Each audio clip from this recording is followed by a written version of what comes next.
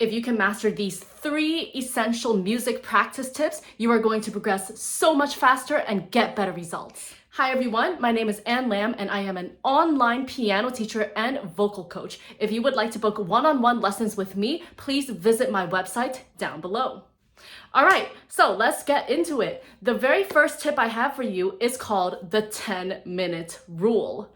Sometimes we really do lack motivation to practice. It happens to the best of us, even professionals. Honestly, just relying purely on motivation may not allow you to get in the regular practice that you need. So discipline has to come into play here. On days that you are feeling unmotivated, what you can do is tell yourself to commit to only 10 minutes of practice. It's not that long, especially if your usual practice sessions are like 30 to 60 minutes. Sometimes when you're feeling unmotivated, that number can seem very overwhelming, but 10 minutes? Easy. More often than not, after you've practiced for 10 minutes, you will find that your motivation will have returned and you'll actually want to keep going since you're kind of already in the zone. And you know what? If after 10 minutes you're still really not feeling it, it's okay. Don't worry, don't beat yourself up over it. Just try again the next day. At least you will have still practiced for 10 minutes and that's better than nothing at all. Tip number 2, prioritize. I cannot stress this word enough and it's something that I tell my students all the time. So if you are a music student, it's likely that every week you have a list of pieces to work on. But I know sometimes life can get super busy and you might not have enough time throughout the week to get through the entire list of pieces. So what you're going to do is, after each lesson every week, you're going to pick 1 or 2 songs to prioritize that you want to master by the next class. So on days where you only have, say, 15 minutes to squeeze in a short practice session, you can focus only on the 1 or 2 pieces that you have selected, and that way at least you'll still finish something next class and will be able to start something new. You'll still be progressing and you won't feel like you're stuck in the same place as last week.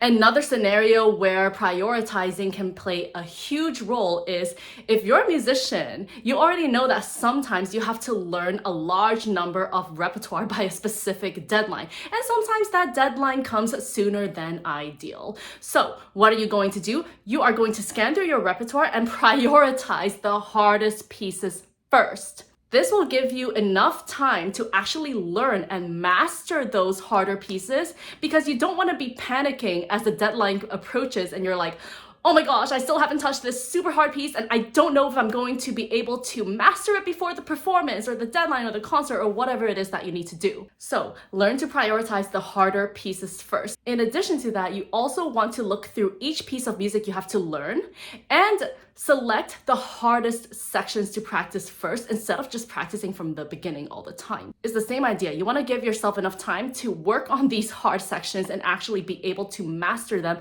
instead of putting them off and then panicking later. So when it comes to learning a large number of repertoire before a specific deadline, pick the hardest pieces to work on first, and not only that, but also focus on the hard sections of each piece first. Finally, my last tip for you is to practice your pieces in sections. A lot of the time when students practice, all they do is play the piece from beginning to end a few times and call it a day. That's not really the most effective way to practice because by doing this, you are not actively working on the problem areas. So what you should do for each piece, and hopefully your teacher will help you do this as well, is identify the problem areas. So areas that need the most attention and work. And what you're going to do, although tedious, is you're going to practice those problem areas by themselves first before you reattempt to play the entire piece from beginning to end. This is going to be a much better use of your time because you're actually focusing on what needs attention. And because you're going to be trying to fix these problem areas, you're also going to be practicing in a more active manner instead of just passively playing from beginning to end. Thank you so much for watching, guys. Again, if you would like to book one-on-one lessons with me and get personalized feedback, especially if you want a more structured way of learning the piano, please feel free to book one-on-one lessons with me. You can visit my website and contact me there. Take care, and I'll see you in the next video. Bye.